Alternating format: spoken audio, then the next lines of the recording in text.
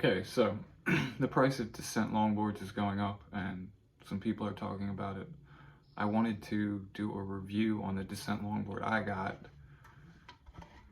the Big Red, and I was going to wait a little while to do that until I rode it more, but it seems like an appropriate time because of everything that's going on. So,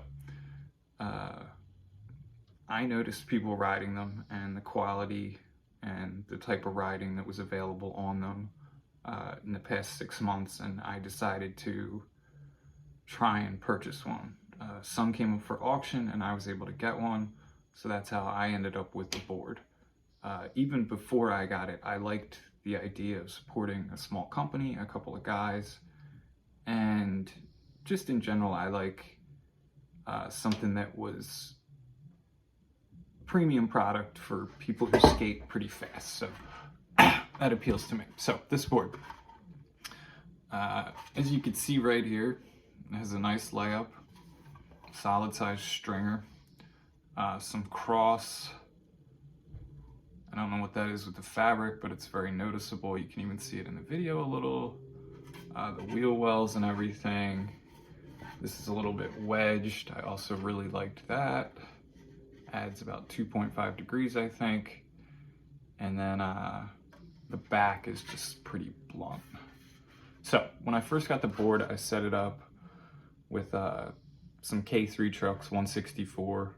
A little wide for a setup like this. Most people run something more narrow, but I was going for more free ride, so I didn't think it would be a problem. And I set it up on the innermost wheelbase option, and that gave me a measured wheelbase from axle to axle of about 22, I think, or even 23, maybe it was like 22.5. And I went out and rode it, and I did not like it at all.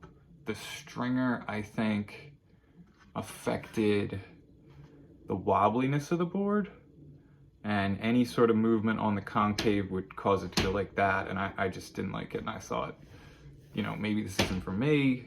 I don't even know. But I never had that problem with other boards. It was more of a flat bottom, and I guess the stringer was incorporated into the other part of the deck, and you just didn't feel that way when you went side to side. And I had my trucks set up pretty loosely. I like to ride definitely a loose setup. I don't ride tight trucks. I can't stand that. I want my board to feel like if you've ever stood up in a canoe or something and it's super wobbly, that's how I like my setup. So I set it up with a 30-degree plate next in the back, and that just felt dead. Like I couldn't kick out the back like I wanted, and I don't know. I actually like sliding with the back a lot more than the front. I only use the front for sliding. If I'm really sliding a long ways, usually I just try to use the back, kind of round off a turn. So I got rid of the 30-degree plate. I went back to 46-degree plate, I think. I tried 42, 30, 46 eventually. And I moved the base plate all the way to the back and all the way to the front. I think I was running mostly the front to begin with, and that gave me a wheelbase of like 25 inches or something. Pretty long wheelbase for a board that's only 30 inches long. But the other thing I did is I set up some different K3 hangers.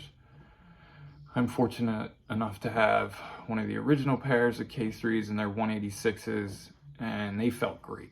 Like 46 degrees with super wide hangers on this. I was just like floating along, sliding. Definitely a super fun setup to ride. Not a super amount of grip, but if you put some, 70 millimeter wheels on there or something, I'm running 66 millimeter snakes usually, then you would have more grip and it would be fine. Like if you wanted some lip wheels, you'd be fine with that. So things I like about the board: it's super stiff and super small, so it's nice to carry around. It's great to be able to carry something so light and then just go downhill with it. It's very, very versatile that way. It probably fit in a backpack on a bike. I have a pack that I use with snowshoes and skis in the winter, so I'm thinking this will slide right in the back of that, and that's why I wanted something that's 30 inches, because when I'm riding a bike with the pack, I want to be able to go in between traffic and not hit all these cars. That would be problematic. So here's the board. It it does look a little thin in certain spots, and the way the layup's done with the Venom urethane bumper into that, I could see that coming apart and delaminating. The other thing that, you know, is gonna get a gripe is when I went to set it up, the bolts won't go in the holes. So you can re-drill them yourself, but they're pretty close, so you might not want to get out a drill and widen all those up. I chose to just kind of screw them in, which took a while. It was a pain in the ass, guys. Please make your bolts bigger, or your holes for the bolts. But I think those are the only gripes, really. The price was not super cheap. The graphic looks great. Somebody asked me why I think this is worth more than a $200 to $300 board. This is a better board with the bumper. You can't get a bumper. You could get one on PAL. Moonshine's probably doing the best stuff with them, but they're not available, out of stock. They're into making dancers. They'd rather make dancers. Of course, PAL, but they don't make them anymore for some reason. Yeah, I don't know. So if you want a bumper and you see one of these, then grab one. I'll probably baby mine. I don't think I'm going to destroy it. I mean, it does have a warranty, they say, but I don't want to have to ship it and then wait and then get it back. I try not to do long slides where there's curbs around, because then I could slam into the curb. It's pretty simple. I just find a spot where it's not going to cost me if I fall and the board flies off. That being said, I have smashed a couple noses on boards in the past 20 years of skating. It does happen. But yeah, nice board. I just have a couple clear sheets of Vicious on here that were left over from another project, so I threw them on this board. I did run a torque block for a little bit that I made, and it felt really good, but then I was doing stand-up slides on it, and it felt great for slides. Like, I loved the block for slides, but it hurt my foot. The next day I couldn't walk. So I thought, yeah, I'm not gonna break some bone in my foot using a torque block for slides. So I think my foot likes a flat board a little bit better. Yeah, I would get, if you're into descent, I would get something smaller, like in the 32, 31, 30. So like the Minsky board's good, if I'm saying that right, sorry if I'm not. The Big Red, of course, is good. And then I want Fox's board coming out, I think. That was on the pre-order site last time.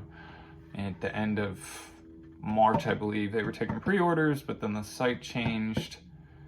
And we'll see if they fulfill those orders. Guys, please fulfill the orders. We want Descent boards. But yeah, we'll see what happens. I don't know. But again, Descent longboards, I would give it a buy. It's definitely worth the money if you want to support a great company and have a great little board that, I mean, this thing excels in everything it does. It's just the mounting holes are a little small, no worries. And if you want to rock the innermost wheelbase, you're not going to be able to do it with 46-degree trucks or whatever and loose hardcore bushings. But thank you, Tanner. Thank you, Seth.